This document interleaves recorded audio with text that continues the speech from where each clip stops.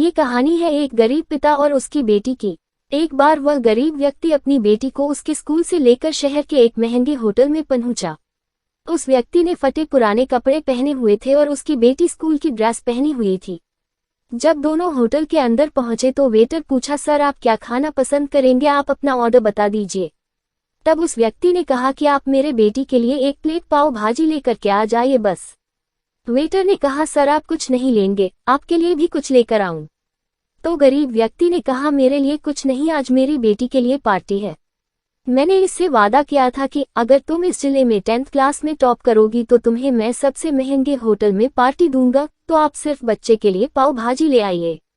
Waiter ये बात सुनते ही दौड़कर अपने मालिक के पास गया और बोला कि सर आपसे एक छोटी सी रिक्वेस्ट है कि आप मेरी सैलरी से पैसा काट लेना, लेकिन आज मैं चाहता हूं कि उस बच्ची के साथ उसके पिता को भी एक प्लेट पाव भाजी खिलाया जाए, क्योंकि उस बच्ची ने पूरे जिले में 10th क्लास में टॉप किया है।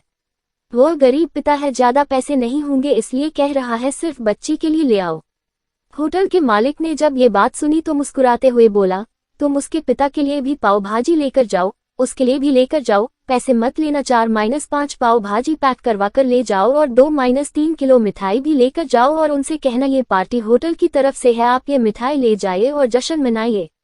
जब वेटर ने 2 प्लेट पाव भाजी लेकर गया तो वह व्यक्ति चौंक गया और बोला, मैंने तो एक ही मंगाई थी, मेरे पास पैसे नहीं है। वेटर बोला, अरे सर शर्मिंदा मत कीजिए, ये पार्टी होटल की तरफ से है, आपकी बेटी, हमारी बेटी ने टॉप किया है, ये मिठाइयाँ लेकर जाइए और जश्न मनाइए। पिता और बेटी खुश हो गए और चले गए। कई साल बीत गए। उस गरीब पिता की लड़की अब यूपीएससी की तैयारी करके कलेक्टर बन चुकी थी और इत्तेफाक से उसी शहर में उसकी पोस्टिंग हुई थी।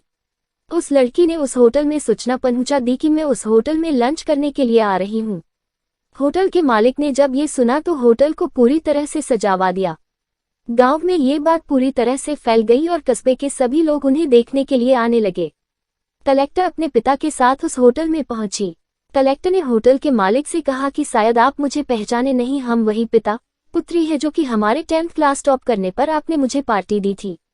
हम वही पिता पुत्री हैं, आज फिर से आए हैं और आज पार्टी हम देंगे आपको, आपके पूरे स्टाफ को और पूरे गांव को, क्योंकि आपने गरीबी का सम्मान किया है।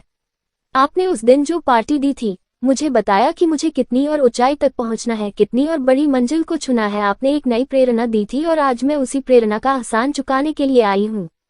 वो मैडम ये सब कहते जा रही थी और आंखों से आंसू बहती जा रही थी। ये कहानी हमें सिखाती है कि कभी भी किसी गरीब का मजाक मत उड़ाना।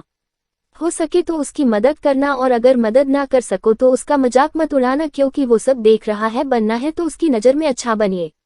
जहां भी रहिए कर दिखाइए कुछ ऐसा कि दुनिया करनी चाहे आपके जैसा।